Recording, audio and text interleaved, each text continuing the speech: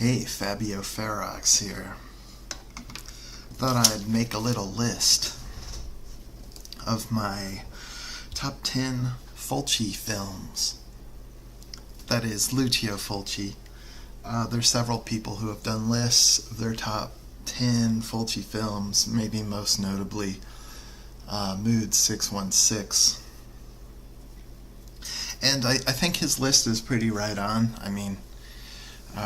But I found that my list differs in enough ways so as to make it somewhat unique and possibly eye-opening for some Fulci fans. Not that I'm at all an expert, but here we go. Let's launch right in. So I have at number 10. A Sword and Sandals film from the early to mid 80s called Conquest.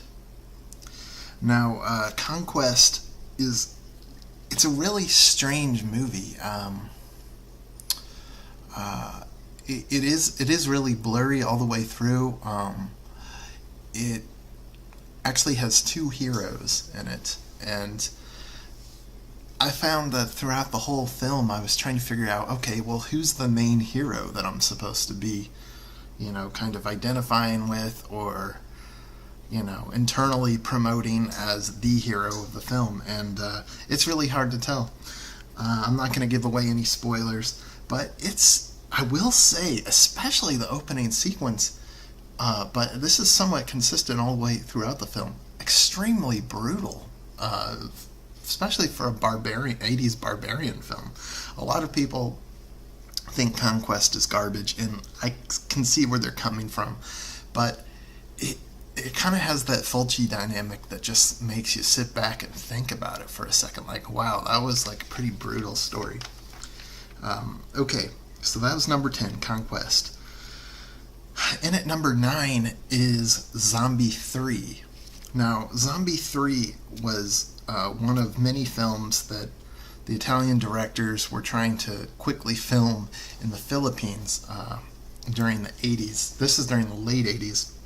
Apparently, they filmed a lot of films really cheaply over the course of a few weeks. And Zombie 3 was one started by Lucio Fulci, but he got incredibly sick. I forget what the particular ailment was. And he had to actually leave the project halfway through, and then the other renowned Italian director, Bruno Mattei, came in and finished. But still, I think that both of these directors denounce the movie as theirs. They don't admit the film as being theirs. Mattei acknowledged Fulci as a senior, and also said that the film is Fulci's because his name was on it. And at this time, Mattei was... I don't know if he just did this out of this being the standard for Italian directors within certain genre films, but he referred to himself as Vincent Dawn for this film. And I think Claudio Fragasso might have also been in on this, so there might have been 3 of these guys working on this film. And Fragasso, I believe, was called Clyde Anderson. I don't know if he was identified as Clyde Anderson in this particular film. So it's an interesting film from a directorial study point of view. I think there's some great scenes. The first time I saw it, I was so disappointed because I was, just delving back into the zombie genre, and I was used to kind of American standards. And so I was a little bit disappointed with, I guess, the filming standards, but now it's like one of my favorite movies. It has an awesome music score that they just keep blasting throughout the entire movie, too. I thought it was pretty good. And, it has everyone's favorite duo of, Del Acqua and Vanni. They each had their own American names. I know I know Vonnie, his American name was Alex McBride. But anyway, Zombie 3, pretty good film. Check it out. I think it's pretty good. So that's number 9. Number 8, and this is where my list starts to get a little strange, deviating from the typical Fulci fanatics. Number 8 is going to be 1959's The Last Days of Pompeii. Now, Fulci was not a director at this time. In fact, he was only an associate producer on this project, but we're going way back here. Now, Steve Reeves, the famous American kind of, I won't call him, I guess he was a bodybuilder, but this was kind of before the heyday of bodybuilding, so if you had any kind of musculature, you're kind of considered a strong man. Steve Reeves, very famous, been in a lot of movies.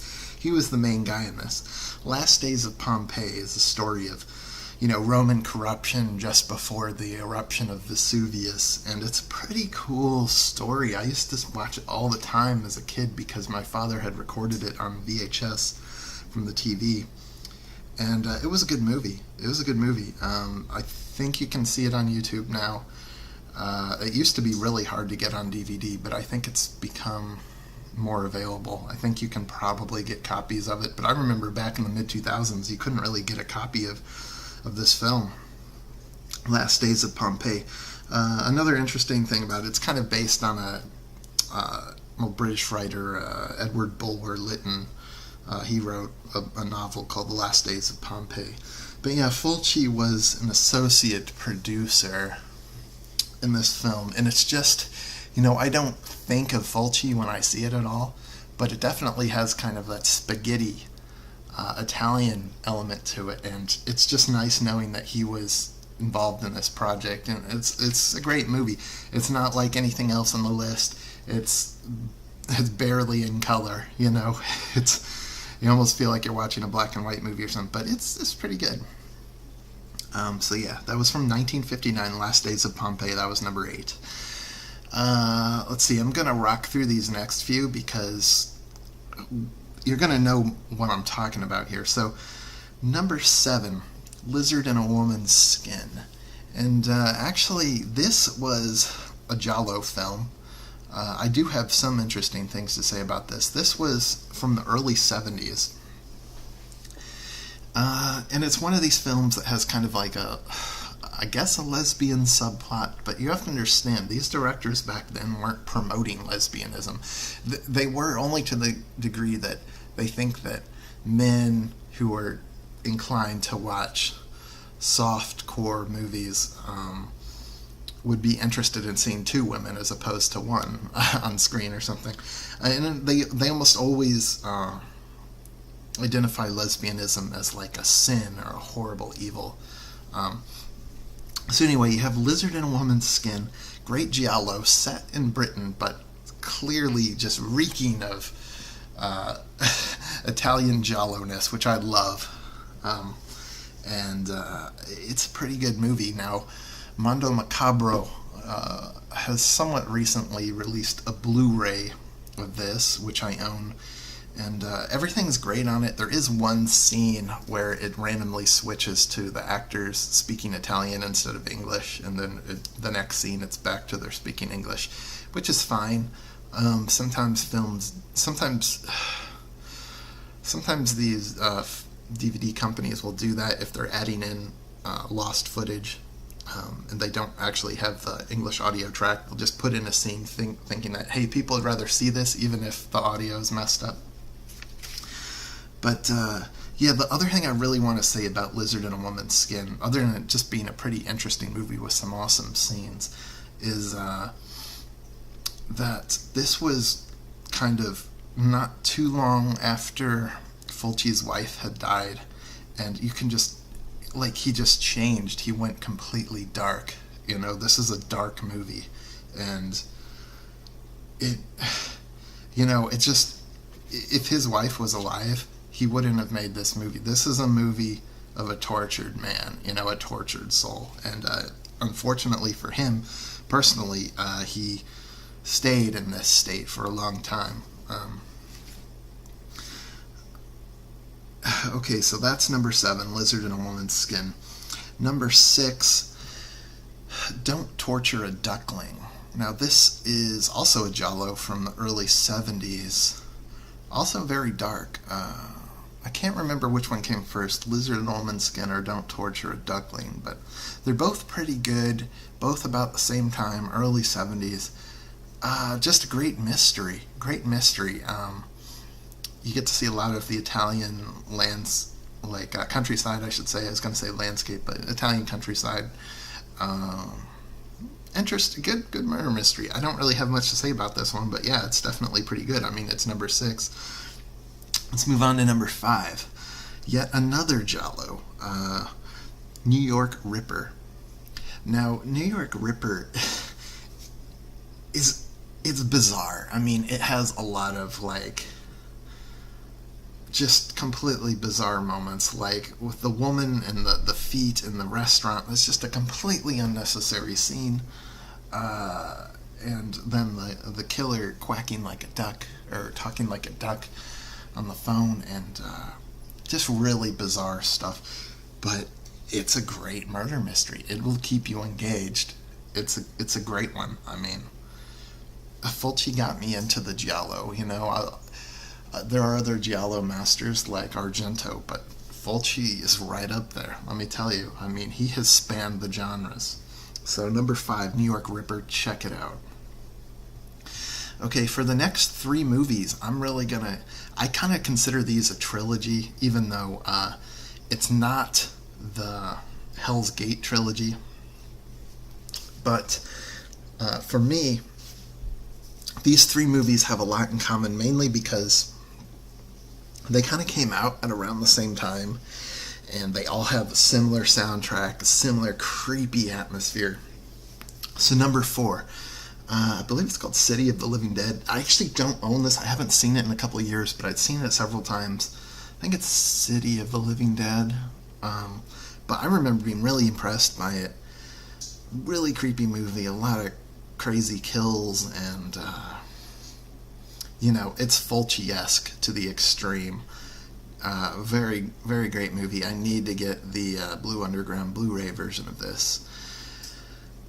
So yeah, it's a good one, and it kind of transitions right into the next 2. So, but just to say, City of the Living Dead, it's another one of these movies with multiple protagonists, male protagonist hero types. I guess hero is not really in the conquest barbarian sense, but heroes is in like, okay, well, these are lead men. And you're kind of trying to figure out, okay, well, who's the character I'm supposed to be, championing here as the lead. It's hard to figure out. No spoilers, and yeah, it's a good one. It's very interesting, very strange. I'd have to say this is probably, I think, in terms of like trying to get a grasp of things, I think City of the Living Dead is probably his strangest movie. Let's go on to number 3. Now, number 3, most people have as number 1 on their list. And this is, of course, Zombie. Also released as Zombie 2 in Italy, I believe. And then in the UK as Zombie Flesh Eaters. So Zombie, everyone knows about it.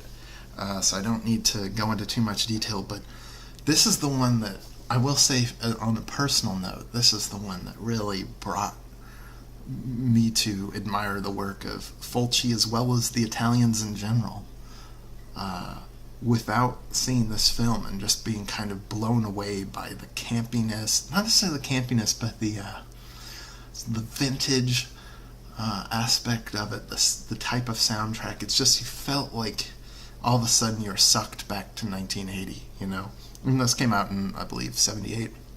You felt like you're sucked back to that time period, and like anything is possible back then, People are making awesome movies, and it was just, it's like, wow, this is a window into a world that really we'd kind of forgotten about, or at least I had forgotten about. A lot of you horror fans seem to really be very aware of this genre, but I'm just delving back into it now, and it's Zombie is the one that brought me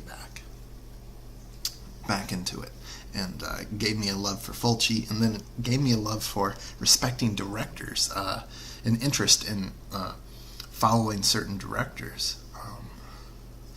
And so Fulci's the one that started it for me with Zombie, number 3.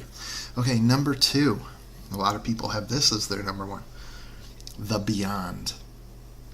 Now, The Beyond is special to me in that I lived in New Orleans, and I'll never forget that image of the woman on the Lake Pontchartrain expressway. Also, Fulci took time out. He has a picture of him sitting in a director's chair on the Lake Pontchartrain expressway, and it's just really iconic Fulci. Atmosphere is at the absolute peak, but like I said, for 2, 3, and 4, meaning The Beyond, Zombie, and City of the Living Dead, the atmosphere is just so thick, it's palpable, and The Beyond is no exception. There's some awesome scenes. They go into places that I've been when I lived there, like the bookstore, and I spent many days in there, and just awesome scenes, and cool storyline, very creepy, and I like the ending, and I think it comes together. It's a nice story. I think it's just slightly superior to Zombie and City of the Living Dead, and it took me a long time to arrange the order of those 3. And I thought for the longest time, there's no way Zombie could not be my favorite Fulci film, but in hindsight, there are some that have certain characteristics, certain qualities, certain I don't know how to describe it exactly, but I do believe The Beyond is the superior of those 3. So that's number 2, The Beyond. Check it out. Grindhouse Releasing has released an awesome 3-disc version, the 3rd disc being the soundtrack, and 2nd disc special features, just loaded with stuff. Anybody who's interested in Fulci needs to own that. Grindhouse Releasing. Fabulous job. I'm so ecstatic about that. So I do own that, and I'll be going back to that very often because there's so much material in there. So yeah, The Beyond, number 2.